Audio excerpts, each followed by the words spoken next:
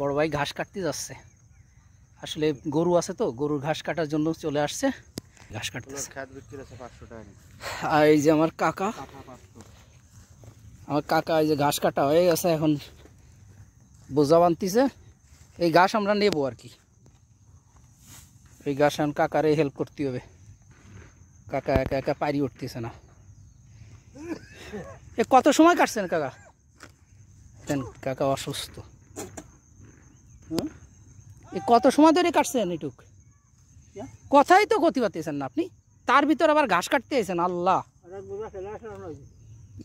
কথা আইলো। বান্ধেন বান্ধেন, আমি নিয়ে দিচ্ছি, বান্ধেন। হ্যাঁ, এই কটা বান্ধেন না, পারবানি সব সব একবারে বান্ধেন, যান নিয়ে দিচ্ছি আপনারে। তো কোনো কথা, এই কষ্টে কথা বলতে পারতেছে না এই লোক। দেখেন, এই যে দেখেন, গরুর খাবার তার খাওয়ানোই লাগবে। দেখেন, এটা কি মানিয়ে নেওয়া যায়? এই লোক কথাই কইতে পারতেছে না কাশের জ্বালায়। এই সব এই যে ঘাস, এই যে কাকারই জমি, ঘাস আর কলই একসাথে। এবার বেচেন নাই? এবার বেচেন নাই? ও, ওটা বেশি লাইছেন।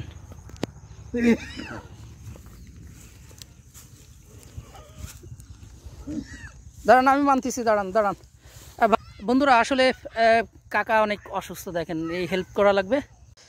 দেখেন বন্ধুরা, এই যে দুই বোঝা ঘাস কাটছে কাকা, এই অসুস্থ শরীর নিয়ে। ওই যে এখন তা বসে পড়া লাগতেছে। তো সবাই কাকার জন্য দোয়া করেন। হ্যাঁ, কাকার জন্য সবাই দোয়া করেন। আমি ঘাস বয়ে এনে দিলাম, এই যে ভ্যানে উঠানো হয়েছে, এখন এটা বাড়ি নিতে হবে। এই যে জমি দেখছেন, এই জমি হলো সবই কাকার। এই যে ধান লাগাইছে, ওই পাশে ঘাস। তো যাই হোক, কাকার ছেলে পেলে আছে, যার যার তার তার।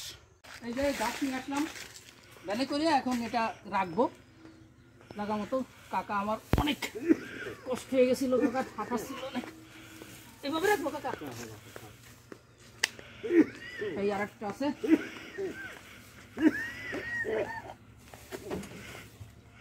ওইদারের তো নামাতে উল্টো পাল্টা হয়ে যাচ্ছে।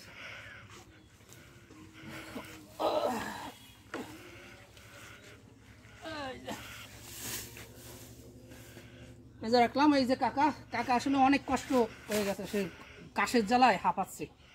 এই যে দেখেন, এই যে অনেক সুন্দর একটা গাভী গরু। এই গরুর জন্য মূলত ঘাস কাটা হয়েছে, এত কষ্ট করে। এই একটা গরু অনেক সুন্দর, হয়তো আর কিছুদিন পরে বাচ্চা দেবে। আর এই যে চাচা যান, অনেক কষ্ট হয়ে গেছে, প্রচুর কষ্ট হয়ে গেছে। চাচার জন্য সবাই দোয়া করেন। দেখেন, আল্লাহ হাফেজ।